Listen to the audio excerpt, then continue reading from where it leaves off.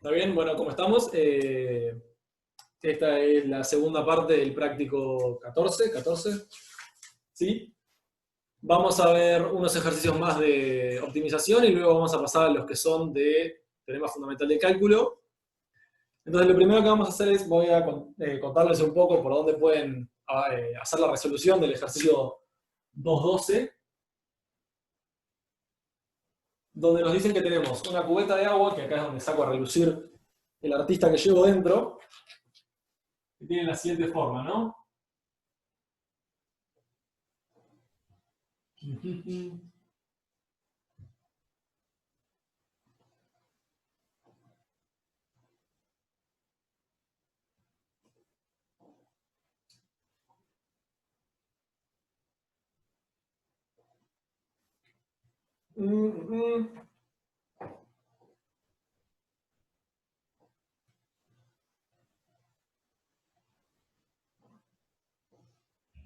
Más o menos se entiende.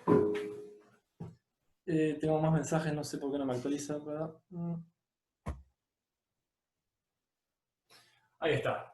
Esa es la cubeta de agua que tenemos y nos dicen como información que esto mide L,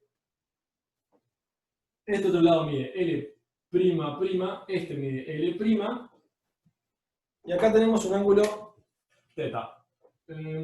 Vamos a hacer la línea recta. Y este ángulo de acá mide θ. ¿Está bien? Lo que nosotros tenemos que hacer es, suponiendo L', L' y L segunda fijos, vamos a encontrar con qué ángulo maximizamos el volumen del cuerpo. ¿Está bien? La mejor forma de darse cuenta de esto es que tenemos que ver cuál va a ser el volumen de todo esto, de todo la cubeta, según el ángulo. Entonces, ¿qué nos faltaría para poder determinar el volumen? Bueno, si dividen el bloque, ¿no? El dibujo capaz lo ven más claro en el del práctico, pueden dividir la cubeta en un prisma central, ¿no? Es decir, un prisma que tiene en los lados chatos paredes rectas y dos prismas de base triangular, ¿no? Donde tienen los prismas de base triangular van a ser iguales y el central va a ser distinto porque tiene otra fórmula. Pero bueno, lo que pasa es, determinan una altura h para el prisma central y a este lado que falta averiguar lo pueden llamar b si tienen ganas, no pasa nada. Este lado de acá, que es igual a este lado.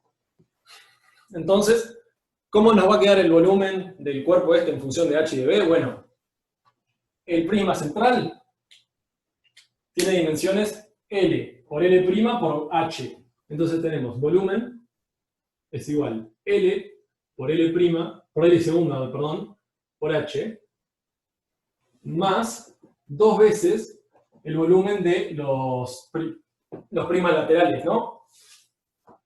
¿Cuál va a ser? Va a ser, bueno, la altura va a ser L segunda,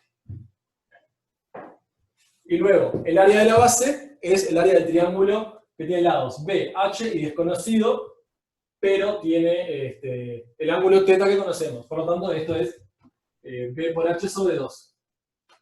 ¿Está bien?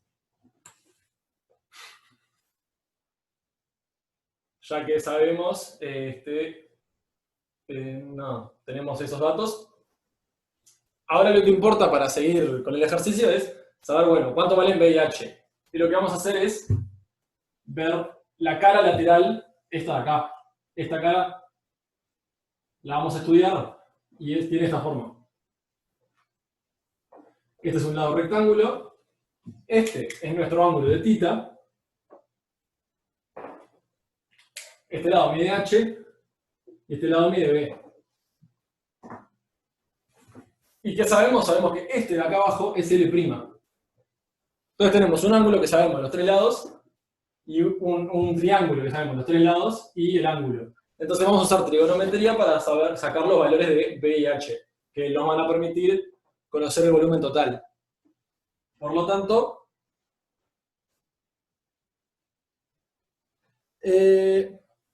lo que venimos haciendo es para el problema 2.12, le respondo a Mateo, el problema 2.12, que es calcular el máximo volumen de esta cubeta en función del ángulo θ, que es ese verde que marqué ahí.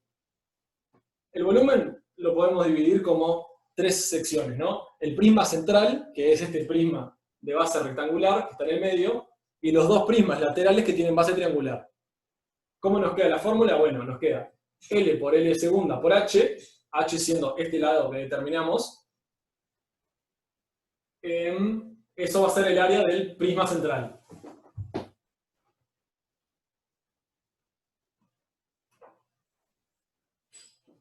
Luego tenemos los dos prismas laterales, por eso tenemos un 2, que van a ser L segunda, va a ser el lado largo, y ahora hay que multiplicarlo por el área de la base.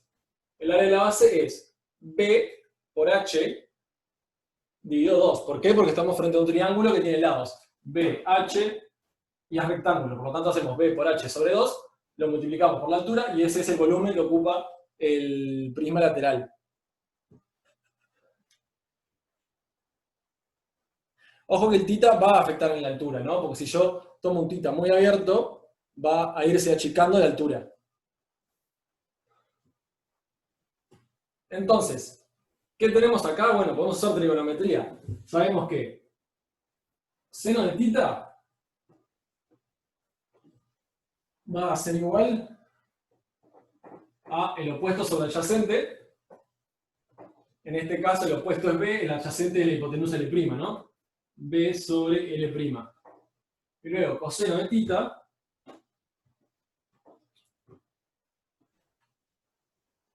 es igual adyacente sobre hipotenusa, es decir, H sobre L'. Teniendo esto, bueno, despejan de cada lado, saben que H es igual L' coseno de θ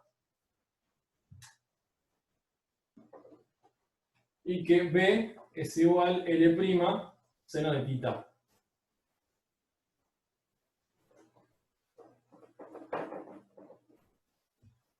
Sustituyendo en la fórmula del volumen, H y B van a tener, bueno, volumen es igual L', segundo, perdón, L' seno de θ, coseno de θ.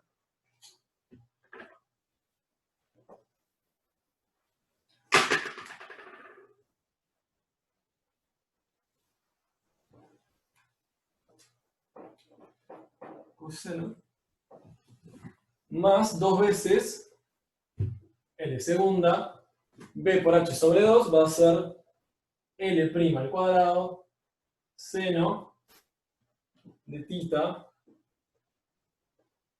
coseno de θ. Todo eso dividido 2.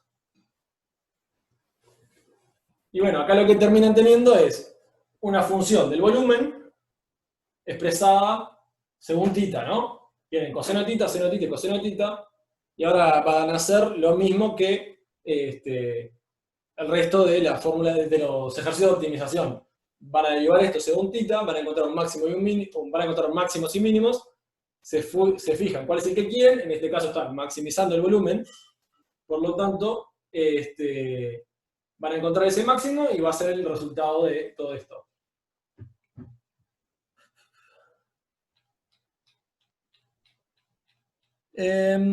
¿Por qué L segunda al principio? La primera L segunda de acá,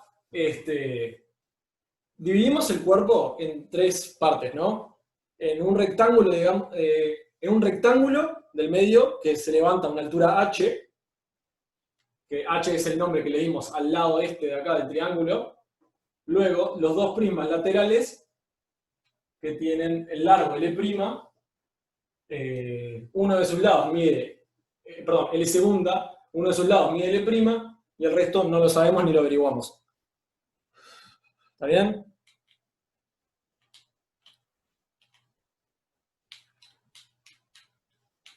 Eso. Bueno, entonces, repasando todo, dijimos, dividimos el prisma en esas tres partes, el cubo, la cubeta la dividimos en tres partes. Un prisma central y los dos prismas laterales que tienen base triangular. Calculando, poniéndole nombre a la altura y a este lado, digamos, que a ese ladito que surge de a medida que varía θ, calculamos el volumen en función de esos dos lados y tenemos volumen es igual LL' por H, eso es el prima central, dos veces, porque tenemos los dos primas a los costados, L segunda, B por H sobre 2. Luego, bien, estudiando el triángulo S y haciendo trigonometría, sacamos los valores de H y de B en función de θ, los cuales luego sustituimos en la fórmula y tenemos una fórmula del volumen expresada únicamente en función de θ. Por lo tanto, ahora derivan igual a 0, encuentran máximos y mínimos, se quedan con el que les sirve, todo divino. ¿Bien? ¿Alguna duda sobre esto?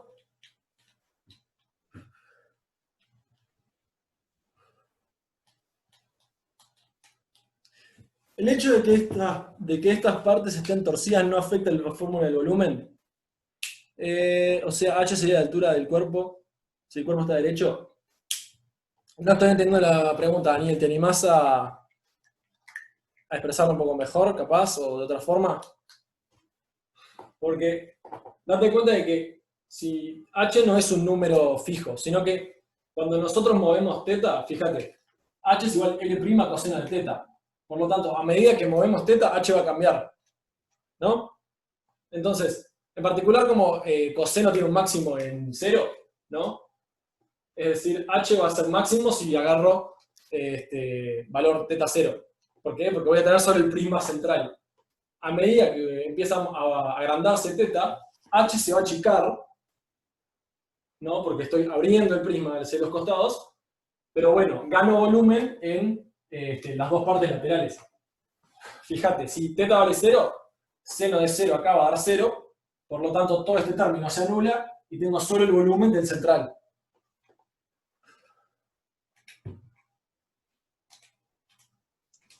Sí, Hola, ¿me escuchás? exactamente, Nahuel. Como dijimos recién, si θ era 0, es decir, los lados no están inclinados, la fórmula se va acá, el seno de θ se va, ¿no? ¿Y qué tenemos? L coseno de θ, que bueno, esto sería 1, y nos queda L, que sería el prisma central. Y como pregunta Fiorella, sí, el θ que les termina dando, si estudian bien que sea un máximo o mínimo, va a ser el resultado, es el θ que va a maximizar. Cuando derivan todo esto, en un momento encuentran una fórmula con una cantidad de senos, permiso, encuentran una fórmula que tiene muchas veces el seno en distintas circunstancias. Lo que va a ser más fácil es que hagan un cambio variable de z igual seno de θ, y a partir de ahí, luego deshacen el cambio y queda. Igual, Oscar, fíjate que no es muy complicado, ¿no? Porque L' y L segunda son todas constantes, entonces eso no importa. Coseno de θ se deriva en seno, en menos seno, y seno de θ, coseno de θ es la regla del producto, y a esta altura ya en realidad hasta deberían poder saber de que esto da coseno cuadrado de θ menos seno cuadrado de θ. Que también, si quieren, lo pueden escribir como 1 menos 2 seno cuadrado de θ. Eso es derivar este producto acá.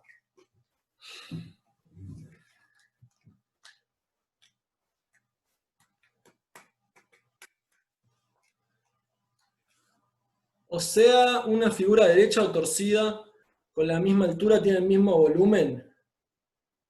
El tema es que cuando estamos hablando de torcida, es decir, creo que te referís a cuando abrís el θ, no tienen la misma altura. Porque abrir el θ me va a bajar la altura.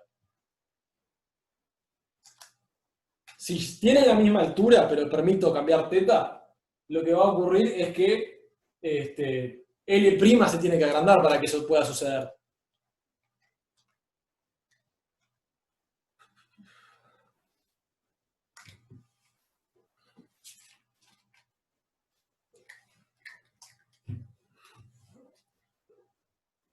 Bueno, no quedó ninguna duda más con esto, ¿no?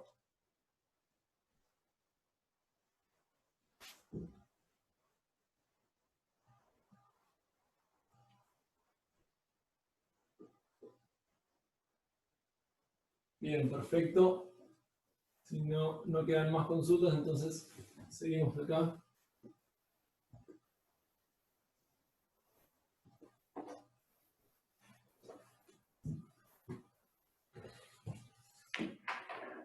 Bien,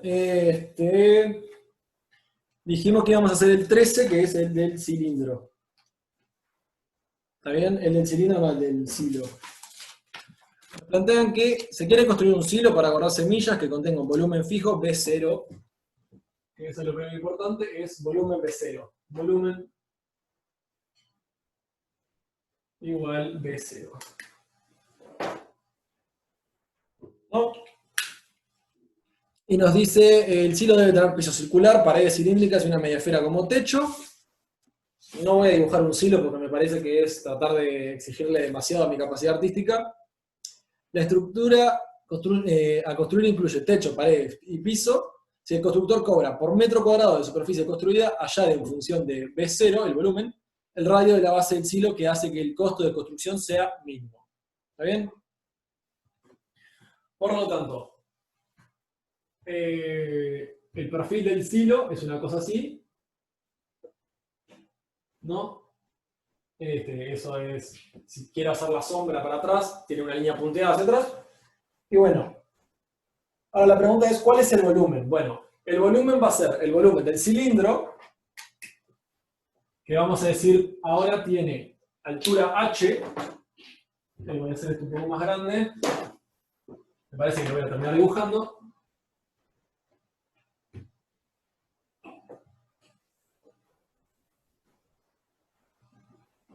Vamos a decir que tiene altura h y radio r. ¿No? Entonces, el volumen del silo va a ser el volumen del cilindro, que es área de la base por altura, por lo tanto es h por radio al cuadrado por pi, más el volumen de la esfera, que es, el volumen de la esfera es 4/3 radio cubo pi. En este caso, como tenemos solo media, nos queda 2/3 radio cubo pi, ¿no? Y ahora, la función que nos piden minimizar es el costo del área, ¿no? Es el costo, entre muchas comillas, que va a ser el área de la figura. Es decir, queremos conseguir este volumen con la menor cantidad de área posible. Entonces, ¿cómo vamos a calcular el área? Bueno, antes incluso de eso, vamos a ahorrarnos un paso y vamos a despejar de acá h en función de r, para luego sustituir en la fórmula del área que vamos a encontrar. Pero al buscar eso, encontramos que h es igual a B0 menos 2/3 radio cubo pi dividido radio cubo pi, que podemos reemplazar y decimos que es B0 sobre radio cubo, sobre radio cuadrado pi, menos 2/3 radio. ¿Está bien? Ahora vamos a ver cuál es la fórmula del área. Es igual, primero que nada, el área de la base del cilindro, ¿no? Que va a ser simplemente el área de un círculo, que sabemos que es radio al cuadrado por pi.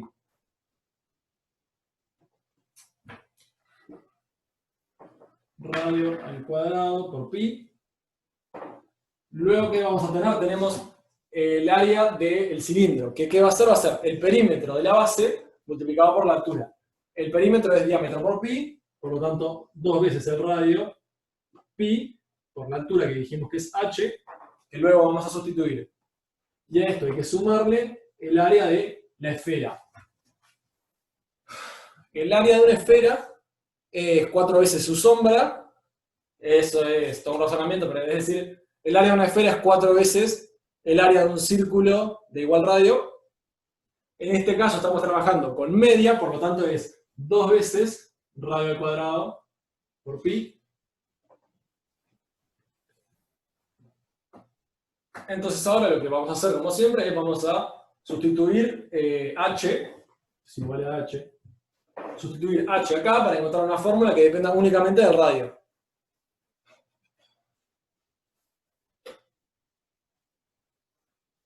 Entonces, Al sustituir tenemos que el área es igual a, juntando los radios cuadrados tenemos 3 veces radio cuadrado pi más el RPi se va a ir con este RPi, entonces tenemos 2 veces volumen sobre R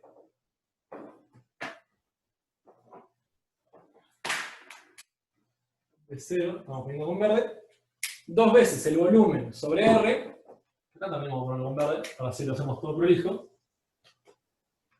es 2 veces el volumen sobre R menos 2 tercios, que con este 2 se vuelve 4 tercios, radio al cuadrado por pi, este término ya lo puse acá, luego estoy sustituyendo h, y creo que está bien, ¿no? Esa es la fórmula que obtenemos para el área en función del radio. Entonces, ahora lo que estamos buscando es derivar esto y luego igualarlo a 0. Buscar mínimos y... ¿No sería 2pi al principio? ¿Dónde? ¿Acá? Acuérdate que acá estoy sumando este con este, ¿no? Que este son 2 veces y este es una sola. Por lo tanto tenemos 3.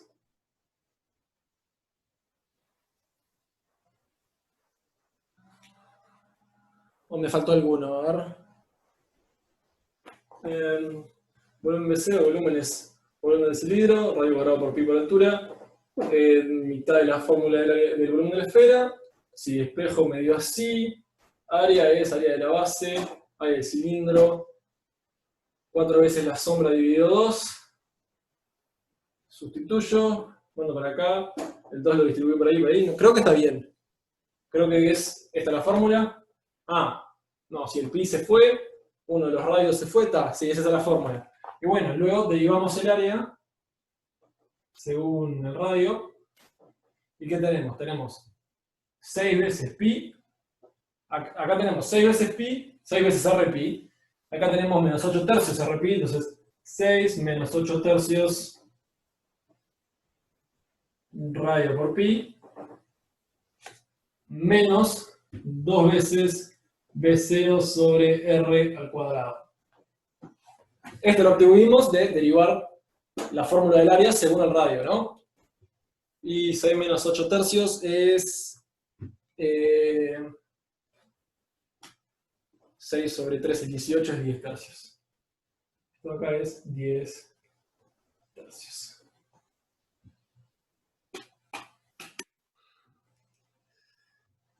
¿Por qué despejaste no sería 2pi al principio, me hiciste la fórmula de h en el área, no entendí qué hiciste.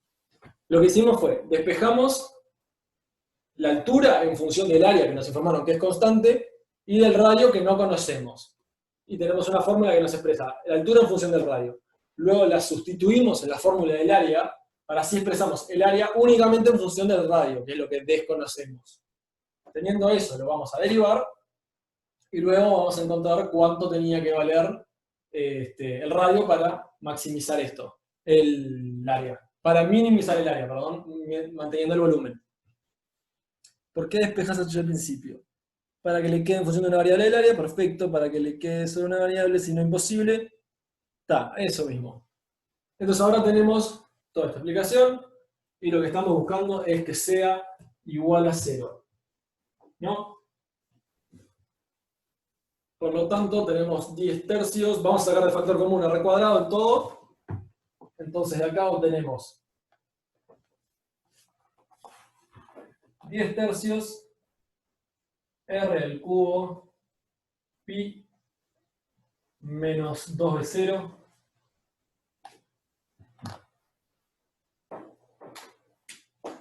b0, y acá tenemos b0,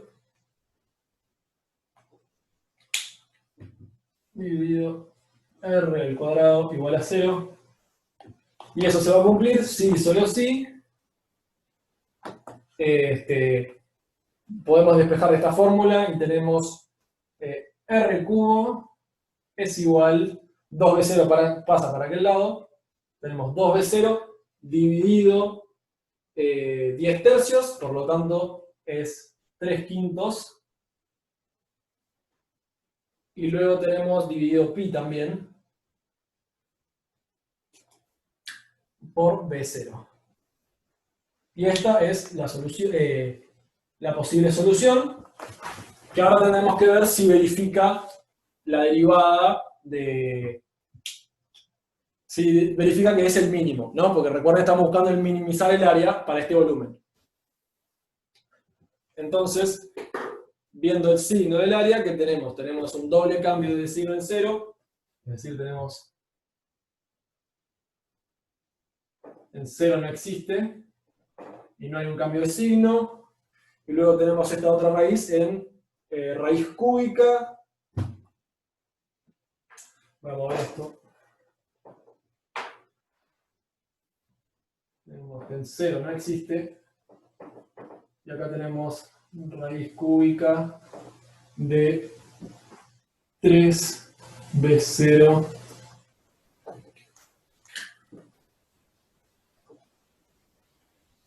0 sobre 5pi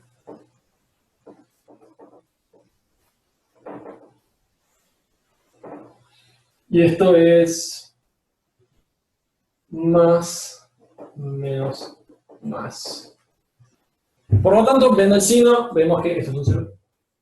Viendo el signo, vemos que en raíz cúbica de 3b0 sobre 5pi presentamos un mínimo, ¿no? Sí, un mínimo, que es lo que estamos buscando. Estamos buscando minimizar el área.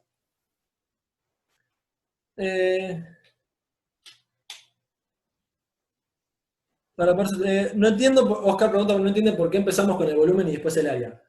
Lo que sucede, Oscar, es que a nosotros nos informan de que el volumen es algo constante, ¿no? Por lo tanto, nosotros podemos expresarlo como algo conocido. Es decir, B0 es igual toda la fórmula que sabemos que podemos calcular y lo vamos a manejar como es una constante. Y luego nos piden encontrar el silo con este volumen, pero que tenga la menor área posible. ¿Por qué? Para pagar lo menos posible según la letra del ejercicio. ¿Por qué el volumen era constante y está? ¿De dónde sale el R cubo de hacer denominador común, no? Es decir, dividir y multiplicar este término por R al cuadrado. ¿Por qué elimino?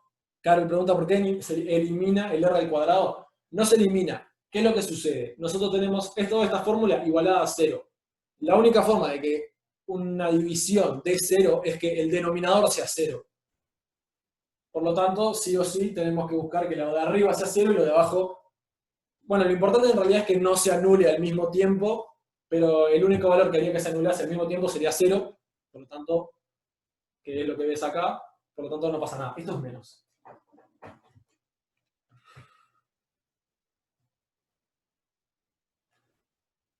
En algunos casos no nos sirve evaluar la función derivada para ver si efectivamente es un mínimo. Creo que lo que dice es que para ver los signos acá, una forma de hacerlo es simplemente evaluar con algún punto que esté en estos lugares, es decir, por ejemplo acá podrías evaluarlo en 25b0 sobre pi, que te queda, no, 125b0 sobre pi, o 125b0, y podrías ver que es positivo, y luego acá podrías ver que es negativo.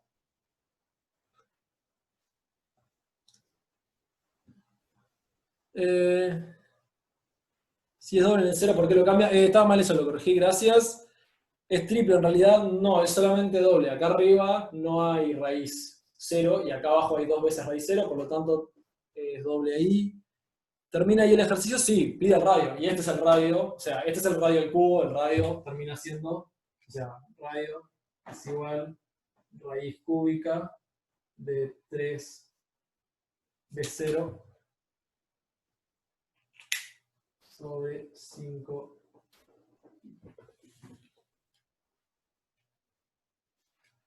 Y ahí te responden que 6 menos 8 tercios es de factorizar juntando los radios al cuadrado pi que fueron derivados, exacto. Es decir, cuando derivan este término, tienen menos 8 tercios radio pi, y cuando derivan este término tienen 6 radio pi. Entonces lo junté, tengo 6 menos 8 tercios por radio pi, luego hago la cuenta y me da 10 tercios. Queda un minuto, gracias. Sí, genial. Así no me pasa como la otra vez, que terminé dando clases solo. Muy bien. ¿Quedó todo claro o queda alguna duda del ejercicio del silo?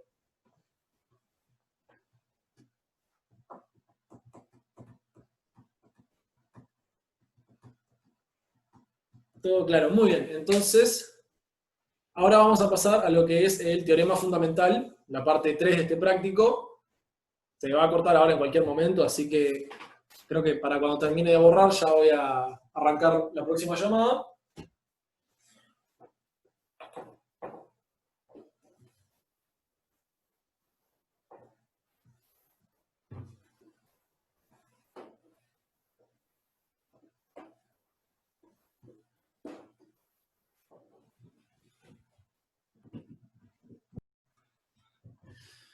Muy bien, entonces vamos a empezar ahora con lo que es el teorema fundamental.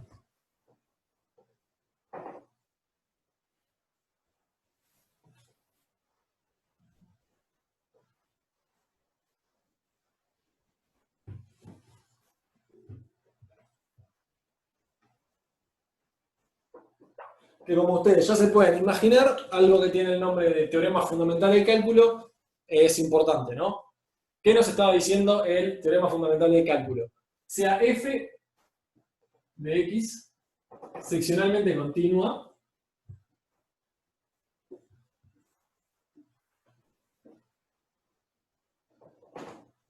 si f es una función seccionalmente continua, entonces f de mayúscula de x, que vamos a conocer como la integral desde un punto a hasta x, de f de t, va a cumplir lo siguiente. ¿Es derivable? No. F de x es continua. X es continua. Y también va a cumplir que si f, la chica, ¿no? F de x, es continua en x0,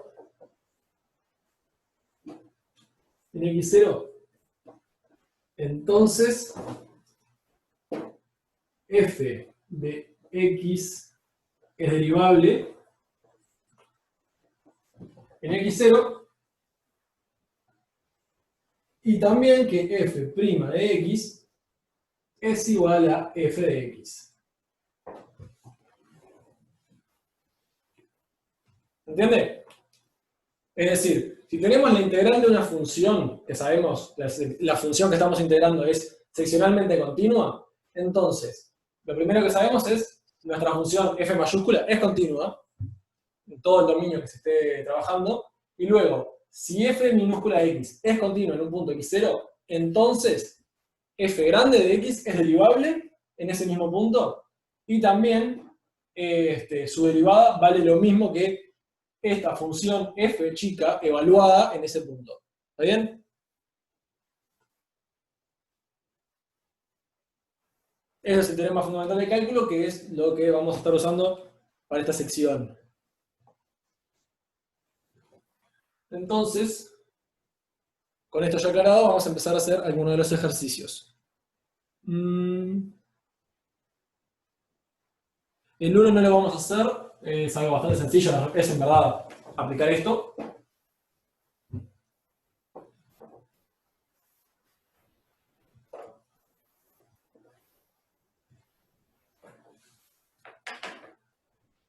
Entonces ahora vamos a ver lo que nos plantea el ejercicio 3 parte 2. Vamos a empezar con el A, que nos pide calcular la derivada de f de x. F de x va a valer la integral desde 0 a x de raíz de t al cuadrado menos t más 1 de t, ¿no? Y nos pide averiguar f' de x. Entonces, habiendo visto el teorema fundamental de cálculo que recién acabo de borrar, ¿cuál es el valor para ustedes de f' de x? Si f, Lucas, si f chica de x es continua en x0, entonces f grande es derivable en x0 y además su valor es f chica de x.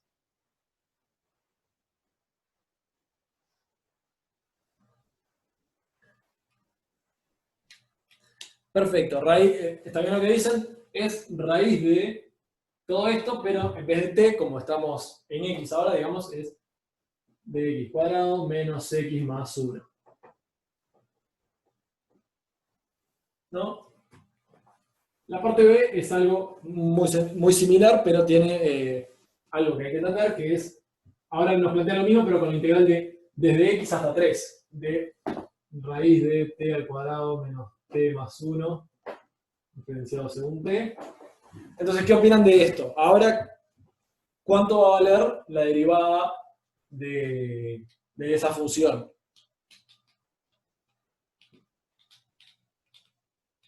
Lo mismo pero con un menos, exacto, como dice Iván.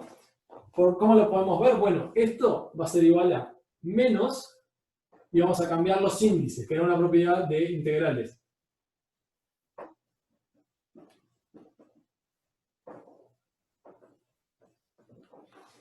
Entonces, teniendo esto en cuenta, el resultado va a ser este de acá, pero con el menos arrastrado.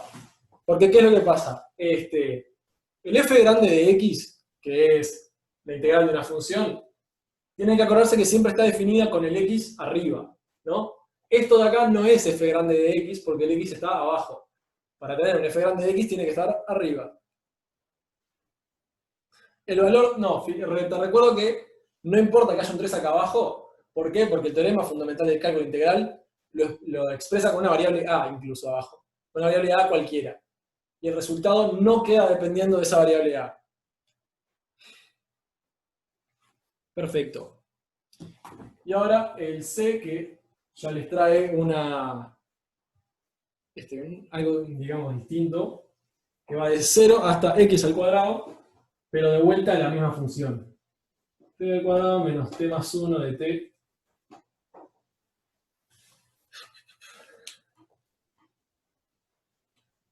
Exacto, como decimos Daniel, en el D lo que haces es te deshaces de la x abajo, o sea, de la función de x abajo. ¿Cuánto opinan que puede valer esto? A ver si hay alguno con una idea de cuánto da. Si ya vieron las soluciones, en realidad saben cuánto da, pero capaz no saben el razonamiento. Pero lo que vamos a hacer es pensarlo de la siguiente manera, ¿no? Nosotros habíamos visto que definíamos f de x era igual a la integral de un punto a, no importa, hasta x de la función f de t, ¿no? Lo que tenemos acá no es de la forma f de x, es de la forma f de x al cuadrado. Igual, integral desde a hasta x al cuadrado de f de t. Entonces, lo que estamos tratando de calcular acá es f de x al cuadrado prima. Y ustedes tienen que recordar de que esto significa que hay que utilizar la regla de la cadena. Por lo tanto, es la derivada de lo de adentro, en este caso 2x, x al cuadrado, que se deriva a 2x, por la derivada de la función, en este caso la derivada de f de x es f de t, pero con x en vez de t, evaluado en x cuadrado. Por lo tanto es raíz de x a la 2 menos x a la 2 más 1. ¿Está bien? Porque lo que en realidad está sucediendo es que están evaluando la f mayúscula que ya conocen, pero en x cuadrado. Y al ser una composición de funciones, van a tener que usar la regla de la cadena.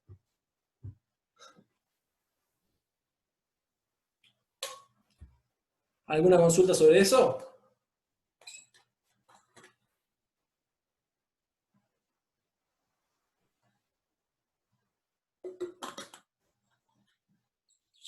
¿Cómo lo repito? El teorema fundamental del cálculo integral, también se le llama, ¿qué dice? Dice, f de x de esta forma es la integral desde a hasta x de f de t de t, al derivarse termina valiendo f de t, f de x, en el punto en el que se está derivando, ¿no?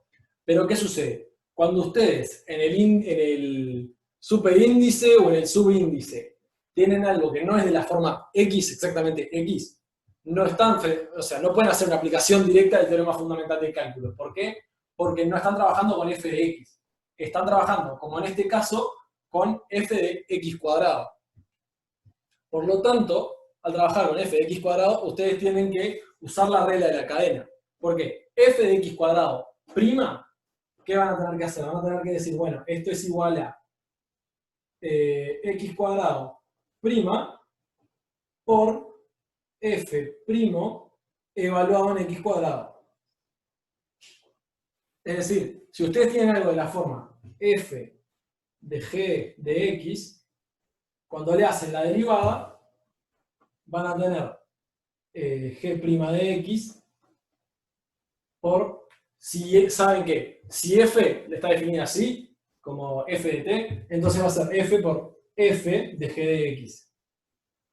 ¿No? Si f de x es de esta forma.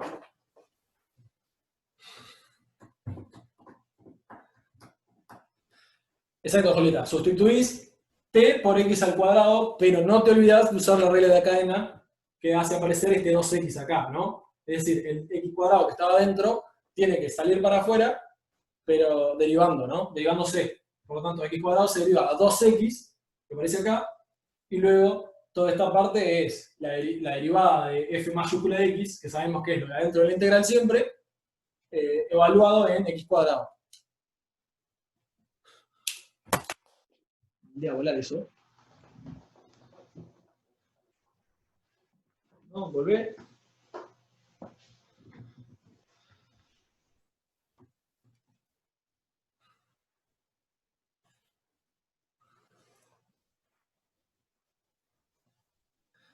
¿En el B hay que evaluarlo en 3? No. Acordate, el B lo habíamos visto acá. ¿Qué es lo que sucedía?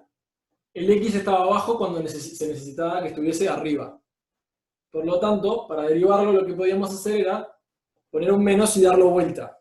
De esa forma teníamos algo parecido al f, de la misma forma del f grande de x que definimos en el teorema fundamental.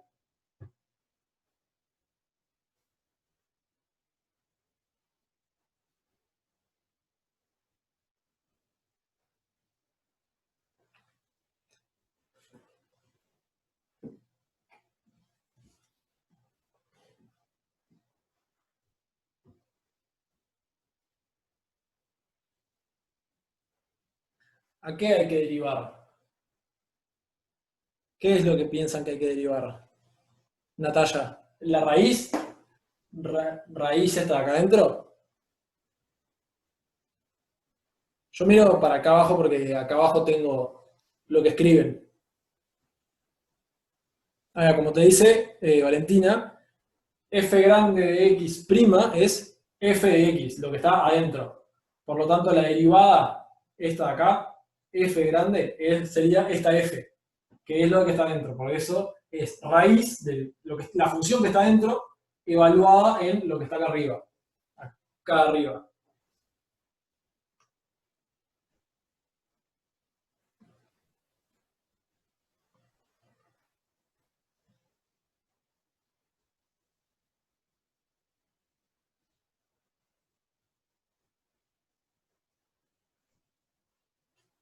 Hay un montón de preguntas y me cuesta verlo.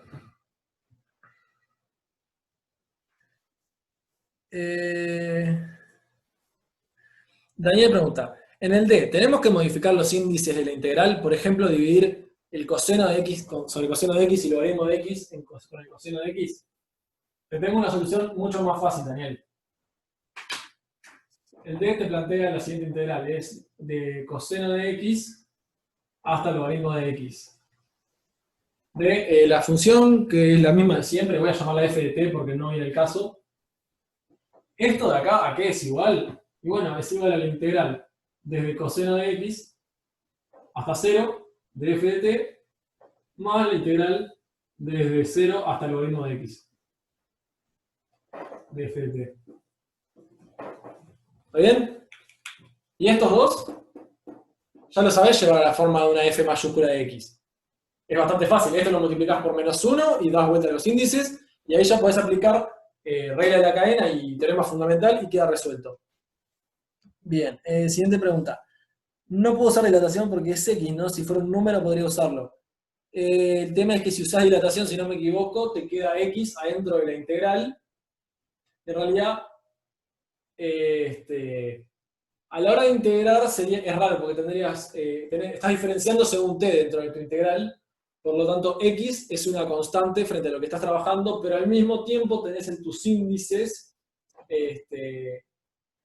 los límites de X, es decir, entre qué no, los límites que estás haciendo variar, por lo tanto, los test tienen una vinculación con el X, por eso en realidad no es conveniente que te aparezcan X en los índices y adentro del integral.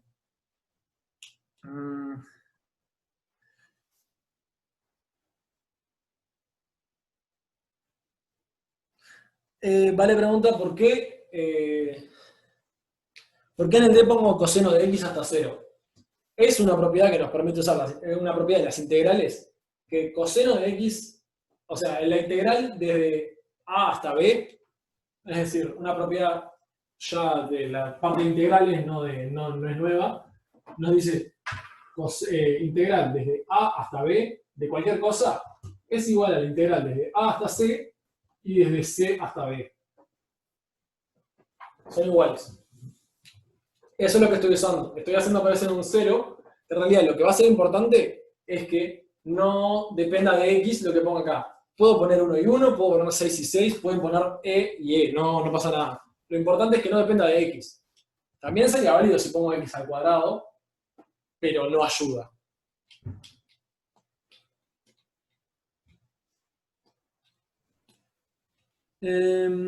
¿Cómo se define el teorema y los que hace separado? Pero lo que está dentro de la integral es f de x y eso lo tiene que derivar. No, lo que está dentro de la integral es f de t. Y lo que te dice el teorema fundamental de cálculo es que desde a hasta x de f de t, todo esto primo, en los casos en los que es derivable, te da f de t.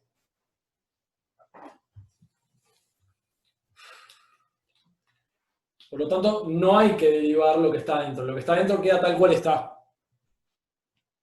Lo que sí es, en los casos en los que usás regla de la cadena como el C, tenés que evaluarlo en lo que estás concatenando.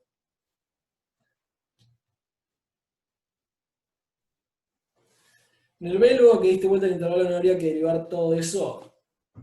El B ya lo borré, pero lo que hacíamos era, se daba vuelta el intervalo y quedaba algo igual al A. Es decir, quedaba igual, pero con un signo de menos.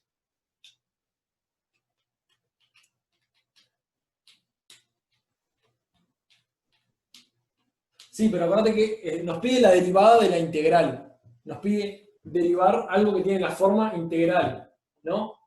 Cuando el teorema fundamental del cálculo te dice, si tenés algo de la fórmula, de la forma integral desde a hasta x de una función f de t y además es derivable en ese punto, entonces la derivada es f de t, es decir, lo que está adentro. Derivar es, en este caso, ignorar la parte de la integral y quedarme con lo de adentro. En este caso, ¿por qué? Porque el teorema fundamental del cálculo demuestra que la derivada de la integral es f de t.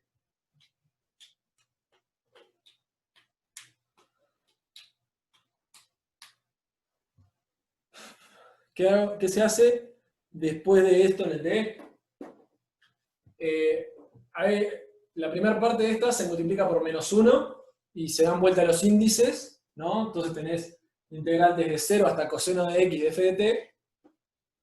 Y luego al derivar lo que haces es, con regla de la cadena, coseno de x sale para afuera como menos seno de x, logaritmo de x va a salir para afuera como 1 sobre x, por f de t evaluado en coseno de x, o sea, te queda menos seno de x, f de coseno de x, menos pasa a ser un más porque tenés dos menos, es decir, menos, menos. Esto es este término y este otro término te queda 1 sobre x. Te queda una cosa así. F del logaritmo de x.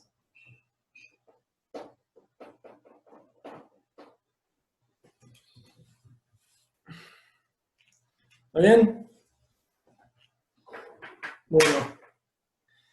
Seguimos entonces, vamos a pasar a la parte 4, si hay alguna duda de la parte 3 capaz, si no, vamos a pasar a la 4 ya.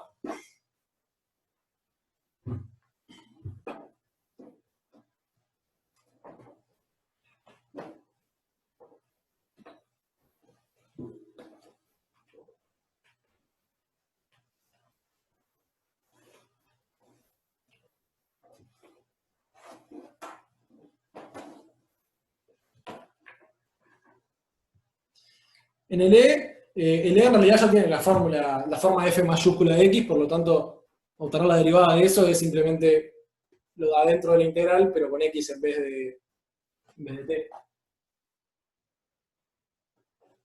14.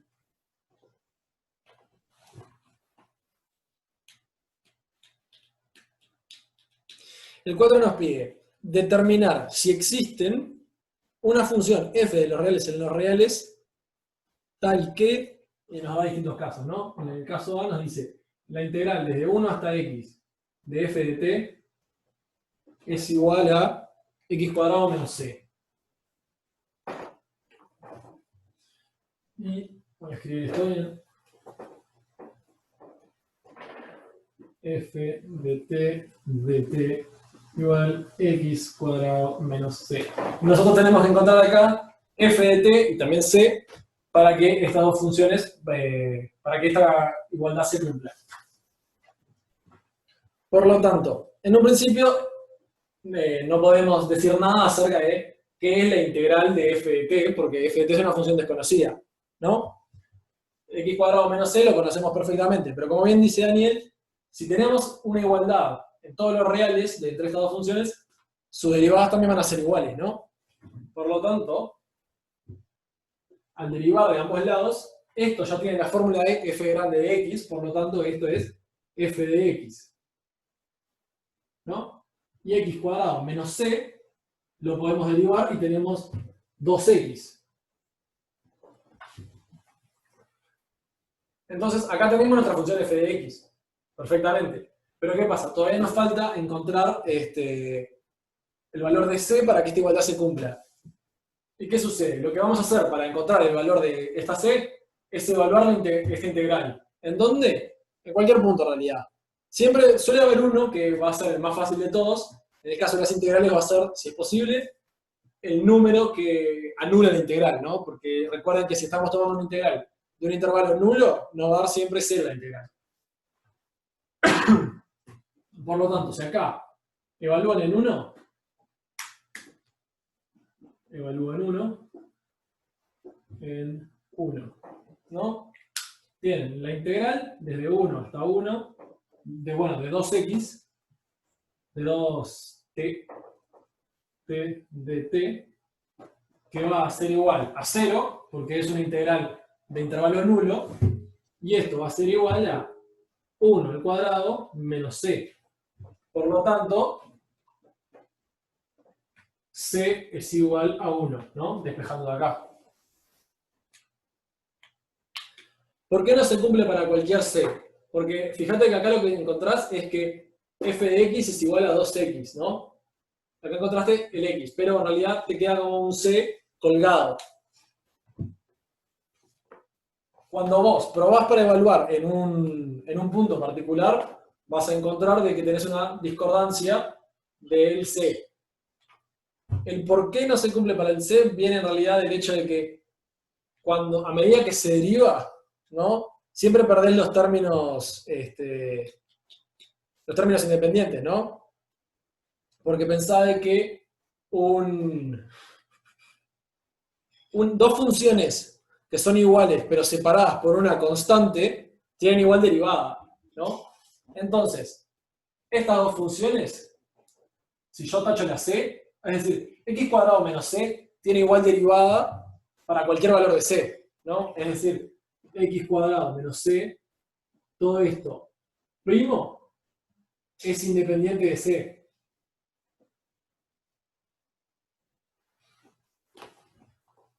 Por lo tanto, vos lo que sabés es que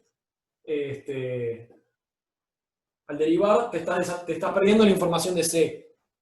Por eso, una vez que tipo, sabes que las derivadas coinciden, es decir, fx igual 2x, te falta ver que esa información que perdiste al derivar, el término independiente, tiene que seguir coincidiendo, ¿no? Por eso es que vas a evaluar acá. Fíjate que cuando evaluamos en algún punto, no estamos yendo al mundo de las derivadas, es decir, no estamos derivando nada. Por lo tanto, el C sigue siendo vigente, la constante.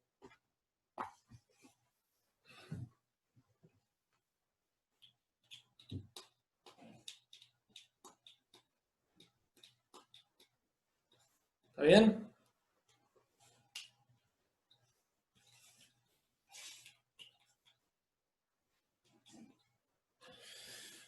Podemos hacer el E, ¿cómo no? ¿Queda alguna duda sobre esto?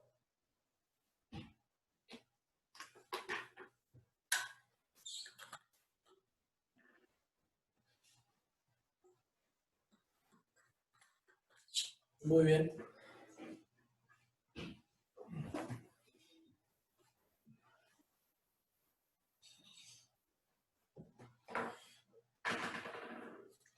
Ahora, cuando planteamos el E, nos pide lo mismo, pero para la integral desde 0 hasta x, x de f de t, de t, y nos dice que esto es igual a c menos c a la x cuadrado. C menos e a la menos x cuadrado. Entonces, vamos...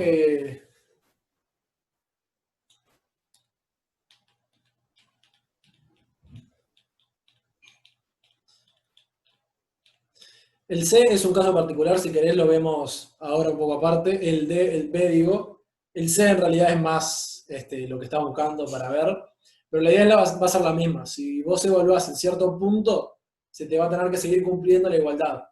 Es decir, sabiendo los límites de integración, se te afirma que se cumple la igualdad para todo X, ¿no?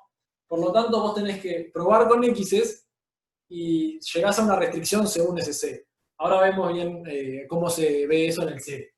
Pero el E dice integral desde 0 hasta x de f de t de t. ¿Qué vamos a hacer? Lo mismo de siempre, vamos a derivar a ambos lados.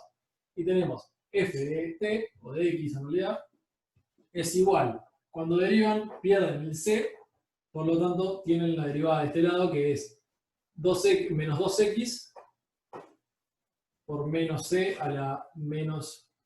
Perdón. No, sí. Menos x al cuadrado, que es igual a 2x a la menos x al cuadrado.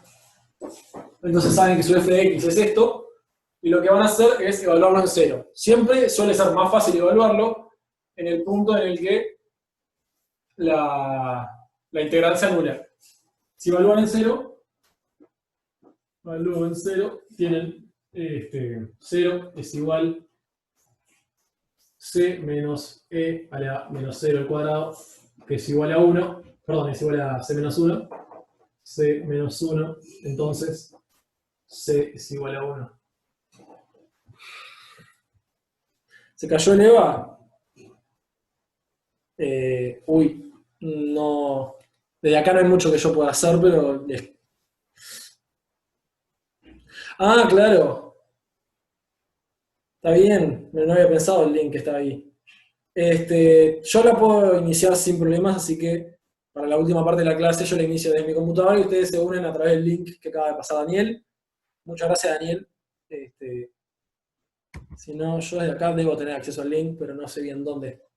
Bueno, el ejercicio B era un caso bastante fácil. Ahora vamos a ver el C, que es el que preocupaba a algunos, que es la integral desde C hasta X de f de t igual a x menos 1, ¿sí?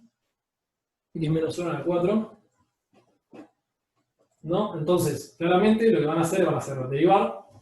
Y tienen f de x es igual a, aplicando regla de la cadena, tiene que esto es 4x menos 1 a la 3.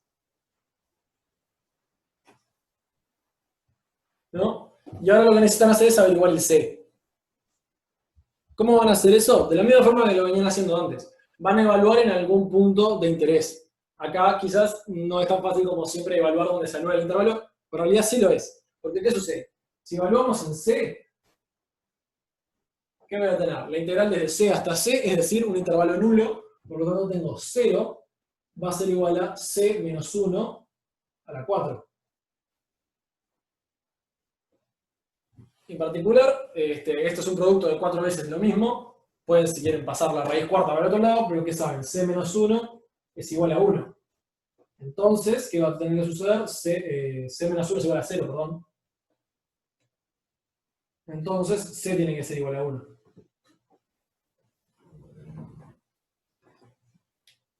Despejar la C en este caso sigue siendo lo mismo. ¿Por qué? Ustedes evalúan un C que hace desaparecer la integral, pero hace aparecer el C incluso de este otro lado.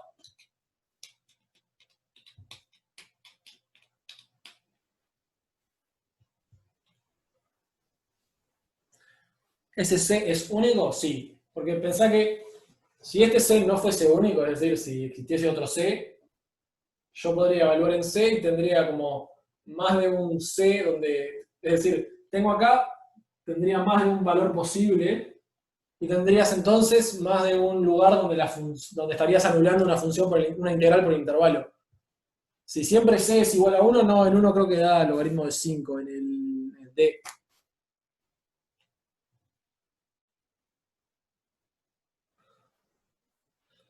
No, fíjate que la derivada la tenés que hacer para poder despejar f de x. Y la letra te pide conseguir tanto f de x como c. Para encontrar c, en verdad, es verdad, la derivada no te interesa. Podés encontrar c sin derivar. Pero para encontrar el valor de f de x no lo necesitas.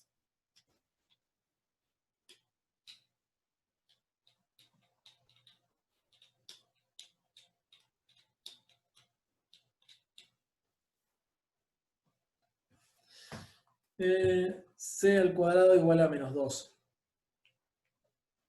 Eso es lo que pasa. Ahí no vas a tener ninguna función que cumpla las características. Porque la forma más fácil de ver eso es, vos tenés una integral, ¿no? Igualado a 2 más x cuadrado. Lo que pasa es, 2 más x cuadrado es una función estrictamente positiva, ¿no? Nunca puede valer menos que 0. ¿Por qué? Porque 2 es más grande que 0 y x cuadrado también es siempre mayor o igual que 0. Y en realidad, si vos la integral la evaluás en C, es decir, hacer la integral desde C hasta C, seguro te va a dar 0 para cualquier f de t. ¿Por qué? Porque tenés una integral de intervalo nulo. Por lo tanto, tenés una igualdad del estilo 0 es igual c cuadrado más 2, que sabés que nunca vas a poder cumplir. Por eso en realidad no existe C que cumpla eso. Lo que sí puede pasar, que los confunda quizás, es que cuando derivan encuentran un valor para f de x, ¿no? ¿Qué es lo que pasa? Es lo que yo les mencionaba antes. Al derivar se está perdiendo toda la información acerca de constantes de separación. ¿Por qué? Porque dos funciones que son así, es decir, iguales pero separadas por una constante, sus derivadas son iguales. Por eso, cuando derivan, siempre es como que se están olvidando, consiguiendo nueva información, pero olvidándose de la información de las constantes. Entonces, cuando tratan de derivar en el b, encuentran una solución para f de x, pero en realidad cuando tienen en cuenta las constantes, van a ver que no tienen una solución para f de x. Bueno, o sea, no tienen una solución para f de x que sea igual a 2 más x cuadrado. ¿Alguna duda sobre todo eso?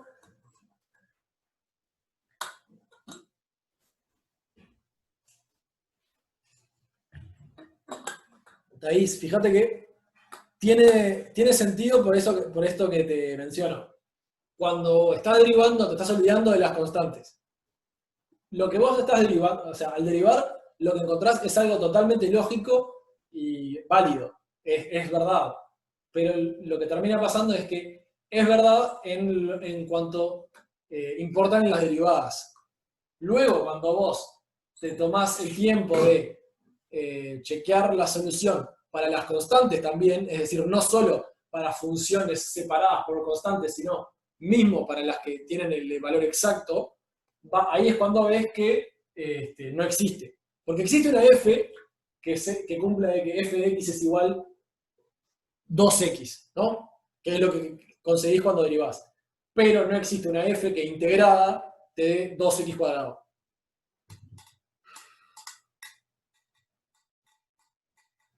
¿Cómo no podemos ver? Hacemos eso en los minutos que nos quedan ahora. ¿Quedó claro todo eso? Si no, después vamos a pasar al 6, que nos pide, demuestre que los valores de las siguientes expresiones no dependen del valor de x. ¿Alguna duda sobre todo esto entonces? ¿O estamos todos bien?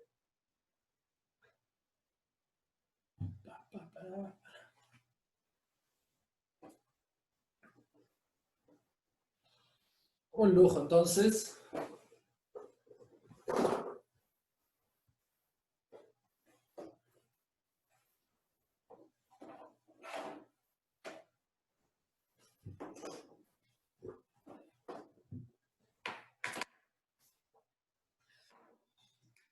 Se corta en cuánto? En 3 minutos, en 4 minutos, bien.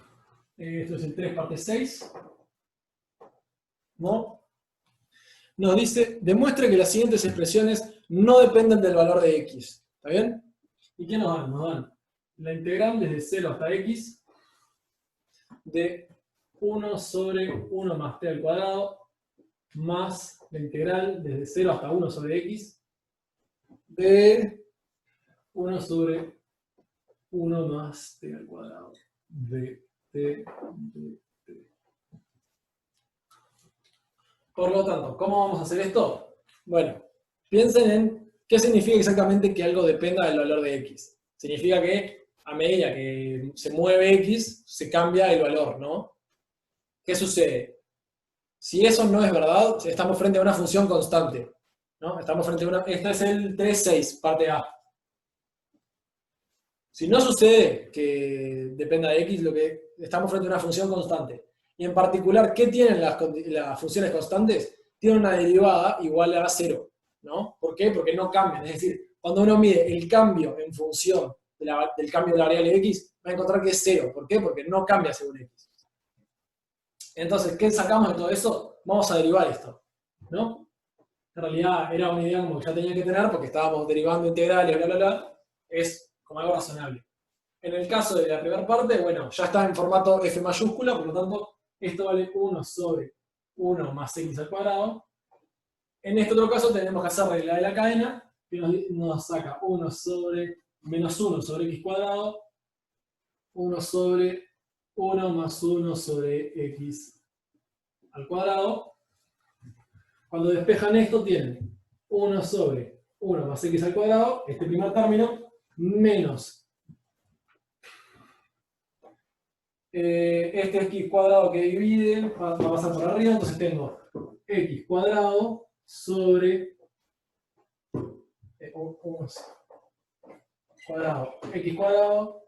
x cuadrado más 1, tachamos estos, y acá sacamos 1 sobre 1 más x cuadrado, sigo que es así, cuadrado menos sobre 1.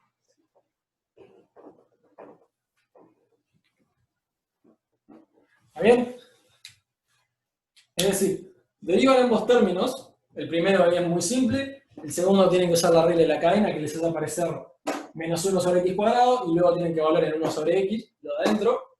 Despejan un poco eso con un par de cálculos simples y ¿qué obtienen? Obtienen que la derivada según x les dio 0, ¿no? Es decir, al ser una derivada según x igual a 0, significa que con respecto de x, esta función es constante. ¿Qué valor tiene? No nos importa. ¿Por qué? Porque el ejercicio en realidad les pide ver que las expresiones no dependen del valor de x. El signo negativo aparece cuando hacemos regla de la cadena, porque la derivada de 1 sobre x es menos 1 sobre x cuadrado.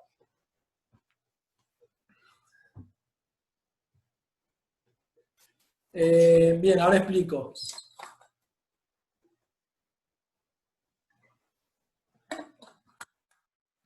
Exacto, con respecto a x es constante. ¿Por qué? Porque nosotros medimos el cambio de la función según el cambio de x.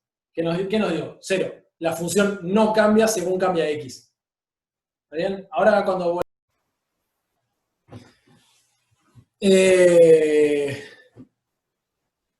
¿Cuál había sido la última pregunta? Había sido... Creo que había sido de Brian o alguien que había preguntado... ¿por qué lo de las derivadas? Sí. Lo que vamos a hacer es, vamos a considerar. Habían preguntado por qué las derivadas, había aparecido este menos y este 1 sobre x cuadrado, que no había quedado muy claro. consideramos la función f mayúscula de x igual a la integral desde 0 hasta x de 1 sobre 1 más t al cuadrado, ¿no? Entonces, f de 1 sobre x es igual a la integral desde 0 hasta 1 sobre x, 1 sobre 1 más t al cuadrado. De t. Era con más, ¿no? No era con menos. Sí. Perfecto. Esto que tenemos acá, este término, es este de acá, ¿no? Es exactamente el mismo. ¿Por qué? Porque es f de x, pero con un 1 sobre x. Entonces, ¿qué pasa cuando hacemos la derivada? 1 sobre x primo es igual a, por la regla de la cadena, 1 sobre x primo por f prima evaluada en 1 sobre x. ¿No? 1 sobre x primo sabemos que es menos 1 sobre x cuadrado. Si les sirve, piensen en 1 sobre x como x a la menos 1. F' de x, bueno, por el teorema fundamental del cálculo sabemos que f' es simplemente 1 sobre 1 más t al cuadrado. Y lo que estamos haciendo es lo estamos evaluando en 1 sobre x. Por eso es que tenemos 1 sobre 1 más 1 sobre x al cuadrado. ¿Está bien? Porque recuerden, f grande prima va a ser lo de adentro. ¿Por qué te queda aquí El 1 sobre cuadrado? x a la 2, Natalia, sale exactamente de esta parte de la regla de la cadena. Como estamos haciendo f grande evaluada en 1 sobre x, eso, primo, ¿qué pasa? El 1 sobre x tiene que salir para afuera, por regla de la cadena, derivado. Al derivarlo tengo menos 1 sobre x cuadrado.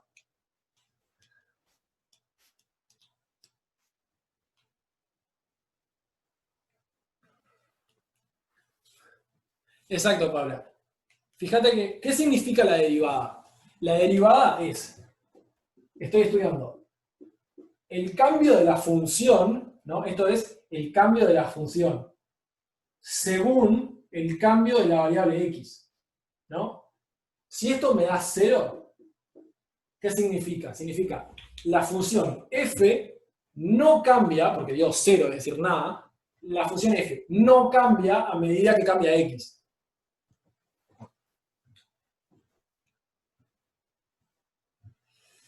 En la que una es la opuesta de la otra, entonces cuando sumaste queda 0. Cuidado, Sol, que en realidad no viene por el hecho de que una sea la opuesta de la otra. Porque recuerden que el cálculo ¿no? La suma de estas dos integrales puede no ser 0.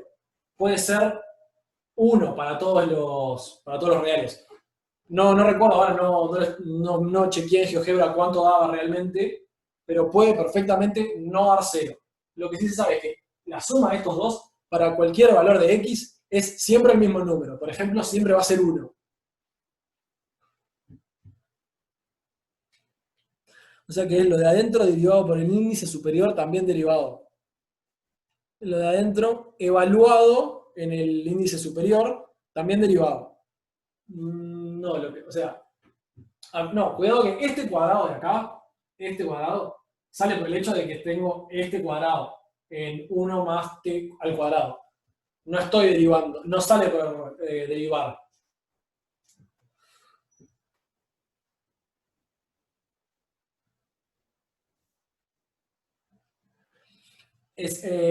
Natalia, la derivada de la integral es lo de adentro, sí. Pero solamente cuando el índice de arriba es x y el de abajo es una constante. ¿Está bien? La derivada de la integral es la función de adentro solamente si acá tengo abajo una constante a y arriba tengo exactamente x. Si estos no son los valores, la derivada es otra cosa. ¿Está bien? Por ejemplo, si acá tengo una función de x, tienen que usar regla de la cadena, que es lo que estamos usando acá. ¿Quedó claro eso, Natalia?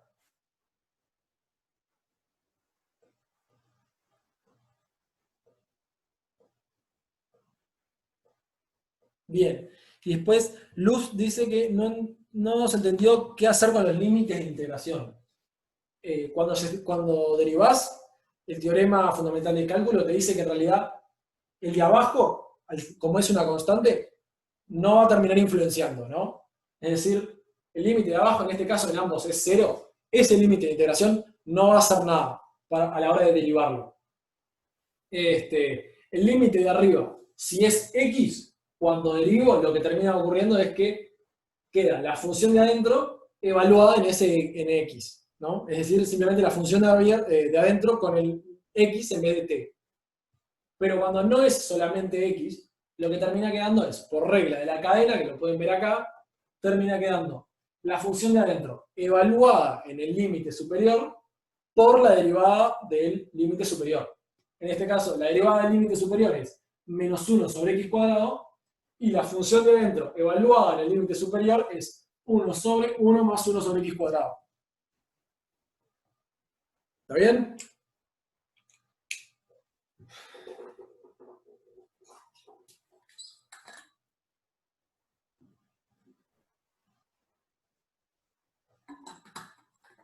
Si el límite de abajo está en función de x, lo más sencillo suele ser separar la integral en dos integrales. En una en la que, es decir, en una tengo función de x abajo y una constante arriba, que ahí lo que puedes hacer es multiplicar por menos 1 y das vuelta, es decir, y das vuelta a los límites, es decir, te va a quedar la constante abajo y la función de x arriba, por lo tanto ahí puedes usar regla de la cadena y teorema fundamental y queda.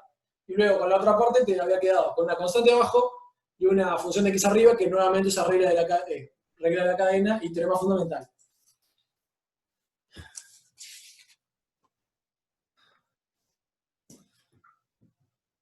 Genial.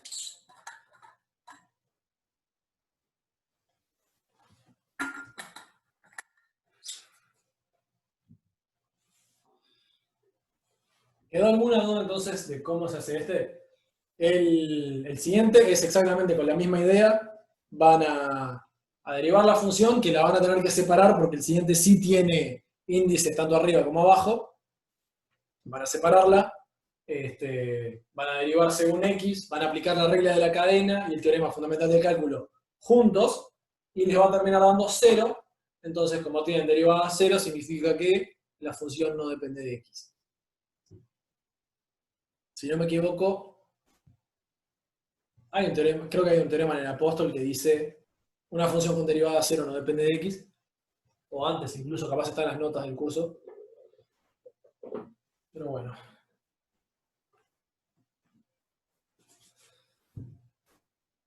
¿Ya está?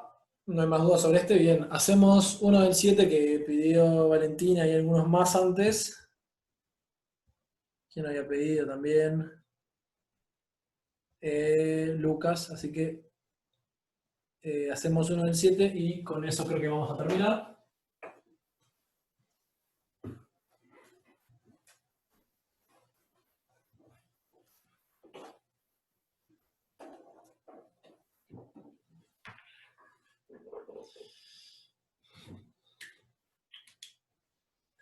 En 3, 7, vamos a hacerla. ¿No? ¿Qué nos pide? La integral de 0 hasta x de 1 más seno de t diferenciado según t. Nos piden encontrar f de menos 1 de menos 1 prima en 0. Si mal no recuerdan, tenemos una fórmula para encontrar f a la menos 1 prima. Habíamos visto que f a la menos 1 prima de x era igual a 1 sobre f prima de f a la menos 1 de x. Entonces acá, f' lo sabemos calcular porque tenemos fundamental de cálculo. Y f a la menos 1 es lo que nos resta. ¿Qué sucede? Convenientemente, f a la menos 1 de 0 para esta integral es algo muy sencillo. ¿Por qué? ¿Cuál es la forma más confiable de que una integral tenga como resultado 0? Va a ser siempre anular el intervalo de integración. Por lo tanto, si ustedes ponen 0 acá, es decir, f de 0, va a ser una integral desde 0 hasta 0, de 1 más toda la pelota, que saben que es 0, ¿no? Porque tienen igual límite arriba y abajo. Acá tienen, es decir, acá tienen 0 y acá también tienen 0, por lo tanto van a tener 0 al final. Por eso, como les piden el inverso de 0, es tan simple como decir, bueno, f a la menos 1 de 0 va a ser 0. ¿Por qué? Porque con 0 anulan el intervalo de integración, lo que les permite decir que va a resultar en 0. Y ahora lo que falta ver es la derivada. Esta función tiene la forma de una f mayúscula. Por lo tanto, la derivada va a ser simplemente lo de adentro, ¿no? Entonces, ¿qué tienen? Tienen que 1, f' f a la menos 1 prima de 0 es igual a 1 sobre f' va a ser 1 más seno de 0 evaluado en f a la menos 1 de x, que en este caso es f a la menos 1 de 0, que vimos que es 0, que es igual a 1 sobre 1. ¿Está bien? Para el siguiente ejercicio de la parte 7 es muy similar. Lo que les va a cambiar es que la inversa no les va a dar 0, les va a dar 1, porque para anular el intervalo de integración tienen que poner 1. Exacto. Eso es algo sencillo a la hora de que les piden buscar el inverso de una integral de 0. Si anulan el intervalo de integración, saben que van a tener el valor de que les da 0.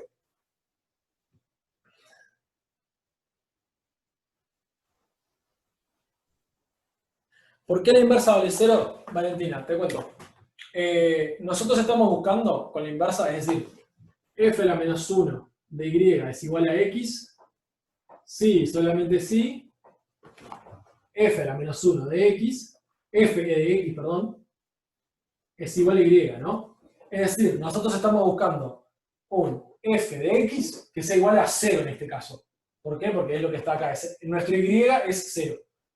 Y fíjate que la forma más sencilla, disculpen mis perros, la forma más sencilla de que se anule una integral, es decir, que la integral de algo nos dé 0, va a ser que el límite de integración sea 0, es decir, sea nulo, es decir, que no tengamos intervalo donde integrar.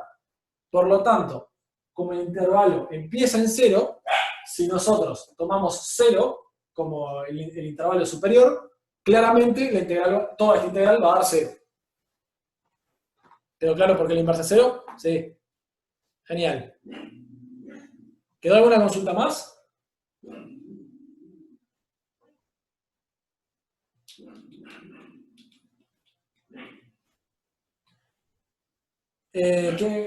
No hay prisa, tranquilo. ¿Qué parte de la inversa?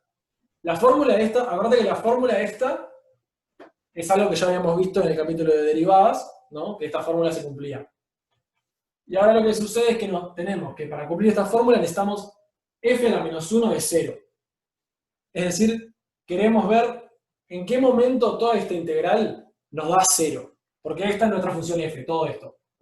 ¿En qué momento toda esa integral nos da 0? Bueno, la forma más fácil de verlo es cuando el intervalo de integración es 0.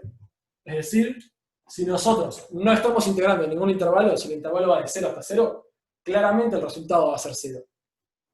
Por lo tanto, como f de 0 sabemos que es 0 porque f de 0 anula el intervalo, viendo esta fórmula, f a la menos 1 de 0 va a ser 0. ¿Está bien? Bueno, creo que nadie más tenía dudas, al menos nadie las hizo públicas. Estuve contestando en el foro a algunos que habían preguntado, también me mandaron un par de mails, eso lo respondí recién. Así que nada, sigan estudiando y nos vamos a ver el miércoles de la semana que viene. Cuando sabés que la inversa es 0, la sustituís en esta fórmula. Y f' lo averiguás por el teorema fundamental, Oscar. Y bueno, con eso, un saludo a todos y nos vamos a ver el lunes de la semana que viene. ¿Está bien? Adiós.